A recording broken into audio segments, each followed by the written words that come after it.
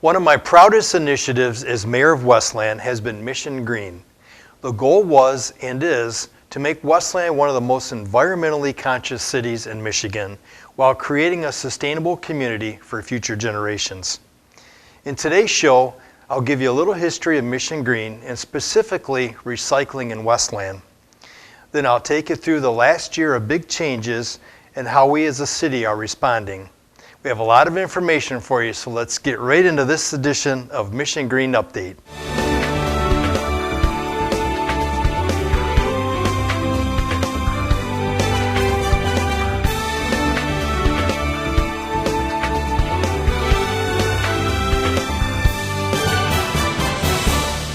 When I took office as mayor back in 2007, one of my goals was to create a green Westland by lowering our city's carbon footprint, and bringing citywide curbside recycling to Westland was the cornerstone of that ambitious goal.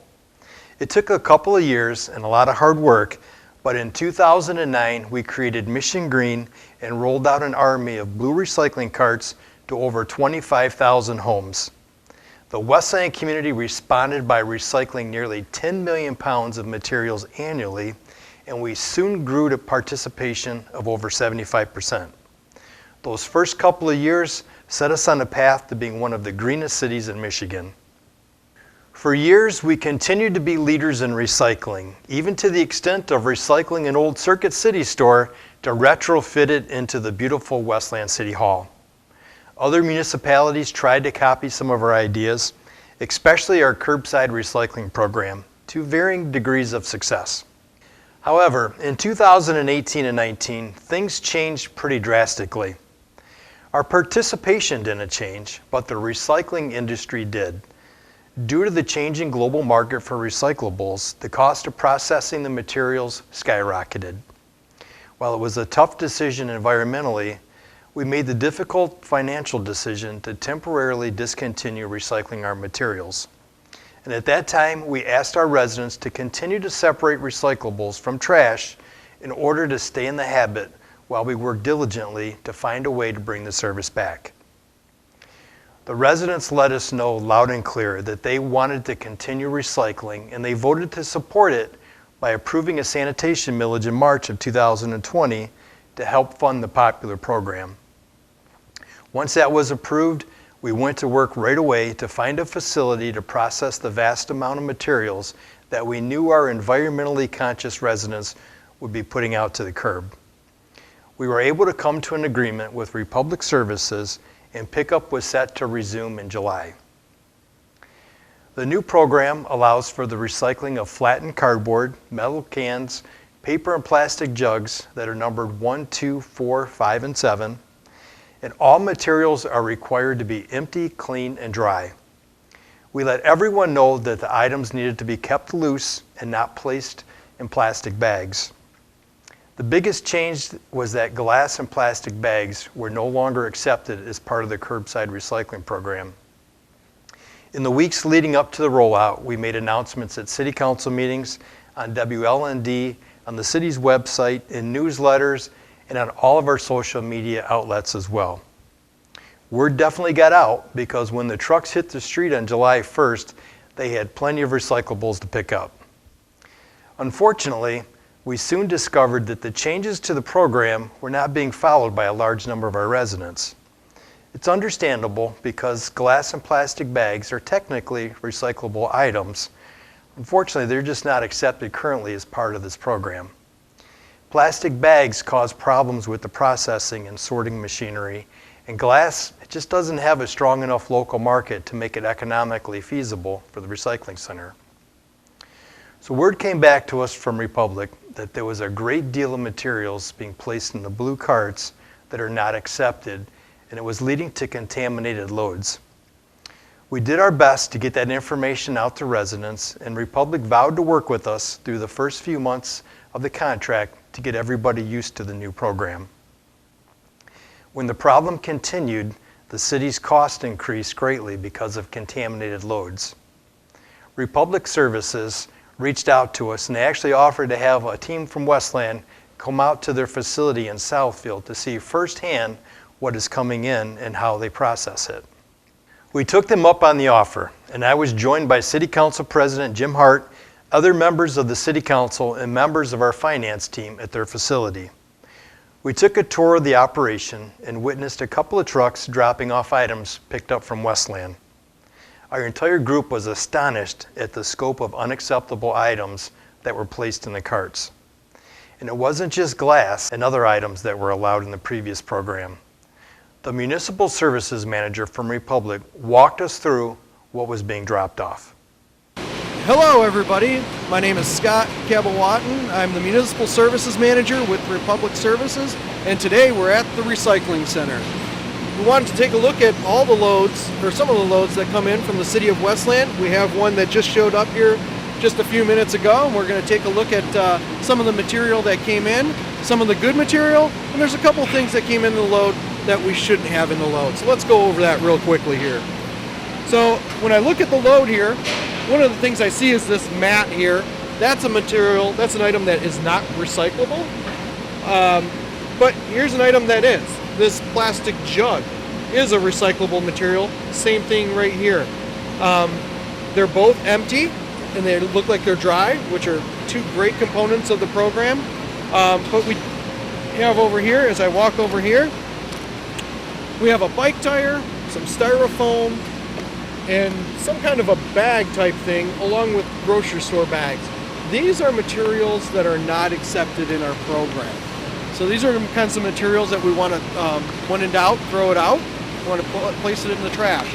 But something like this cardboard here, great piece of recyclable material that can be put into a new product.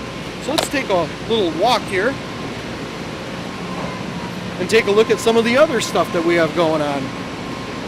So this item right here, we have a piece of a log or a stump. That is not a recyclable material.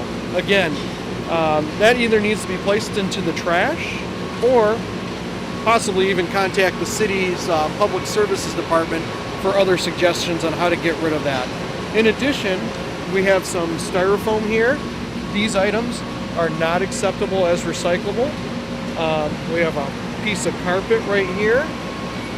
That, again, not an acceptable piece of material. And this film material right here, this film plastic, those aren't recyclable materials. So those materials actually should be placed into the trash and not into the recyclable container. Reason being is that it ends up contaminating the load, and we don't want to ruin a bunch of recyclables over a couple pieces that are not accepted in the program. So let's take a walk over here. Let's walk over here and take a look at another load that came in from the city.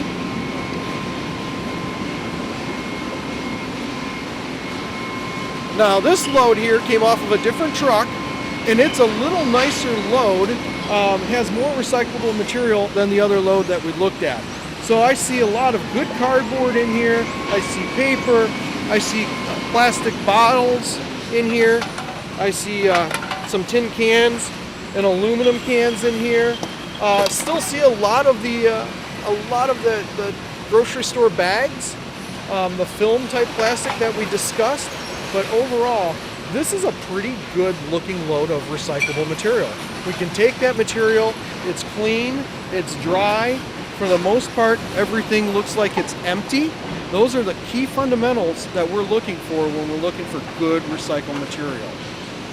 After seeing what was being put out to the curb and discussing it with management at Republic, we decided that we needed to do a major education campaign.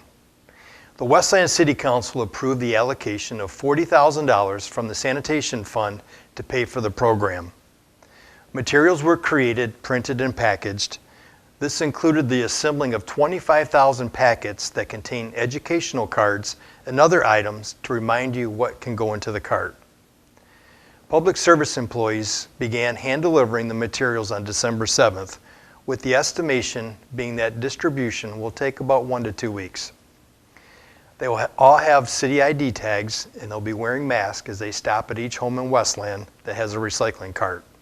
We are asking that each homeowner takes the time to review this material, read it over, and get a better understanding of the program. We included a convenient refrigerator magnet so that you can easily see what goes in the trash and what can be recycled. There's also a new sticker to place on the lid of the cart as a final reminder before items are added and taken to the curb. That sums up the educational aspect of the new program, but there's more. Part of the reason for the packets of information being delivered is that the new program is a little more limited than our previous efforts. The biggest change is the fact that glass is no longer accepted at the curb. Now, recognizing that many residents still want to keep glass bottles and jars from filling up the landfills, we were able to come up with an alternative. Glass food and beverage containers can now be recycled at the Westland Drop-Off Recycling Center located at 37137 Marquette Road. This material will go to a small local glass recycling company that currently has an end user for their products. Our Mission Green efforts are also augmented by a textile recycling program. These are the large blue bins that are located throughout the city. In these bins you can deposit old clothes, shoes, jackets, bedding, and more. If you do use these bins, it is important that you place the items inside the receptacle and not on the ground around the area. In addition to the benefit of these clothing items not going to a landfill, the City of Westland also receives revenue to help offset the cost of our other Mission Green programs, such as curbside recycling. Information on this program is also included in the packet being delivered to homes. I know how important recycling is to you, and it's important to me as well. That's why we worked hard to reinstitute the curbside service and made enhancements to the drop-off center to help fill in the gaps. I encourage you to visit the city's website at cityofwestland.com or Republic's site at recyclingsimplified.com for more specifics about the program.